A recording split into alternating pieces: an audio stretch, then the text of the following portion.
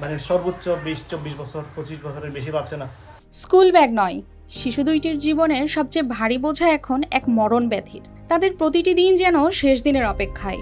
খেলনা নয়, তাদের শৈশবে আছে হাসপাতালের শব্দ, এক রোগ, দুই সন্তান, আর সবকিছু হারানোর গল্প এক বাবার।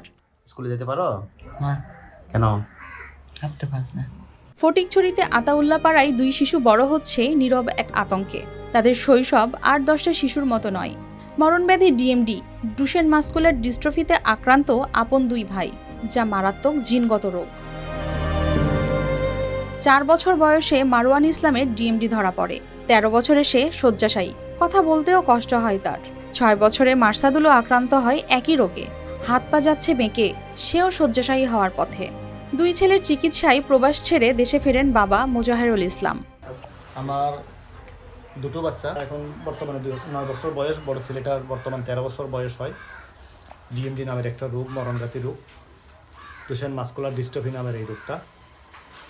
যাই হোক, খবর নিলাম, জানলাম এই রোগটার এখনো পর্যন্ত কোনো প্রতিষেধক নাই, চিকিৎসা নাই।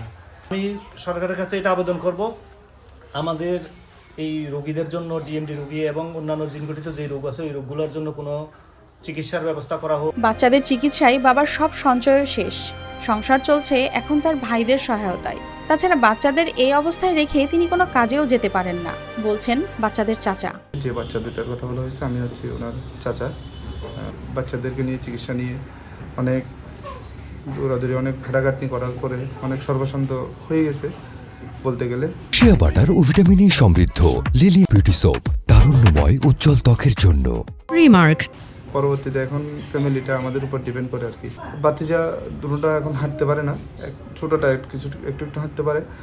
ওনাদের দেখার জন্য বাইরে কোথাও চাকরি বাকরি করতে পারে না বা কোথাও যাইতে পারে না। চিকিৎসকদের মতে ডিস্ট্রফিন নামের প্রোটিনের অভাবে পেশিতে ধরে ক্ষয়, হাঁটা ও দাঁড়ানো, কথা বলা সবকিছুই একসময় হয়ে ওঠে অসম্ভব।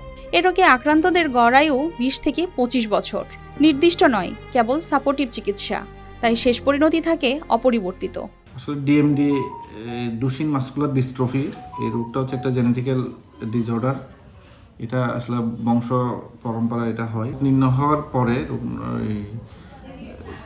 মানে স্পেসিফিক যে ট্রিটমেন্ট আমরা বলি, যেটা যে চিকিৎসা করলে সে কিউর হয়ে যাবে, সেরকম কোনো চিকিৎসা আসলে এখনো আবিষ্কার। প্রবলেমটা হয় সে আস্তে আস্তে যখন বয়স বাড়তে থাকে, সে হাঁটাচলা করতে পারে না, ব্যাড রিডেন হয়ে যায়, তারপর হুইল চেয়ারে চলে যায়।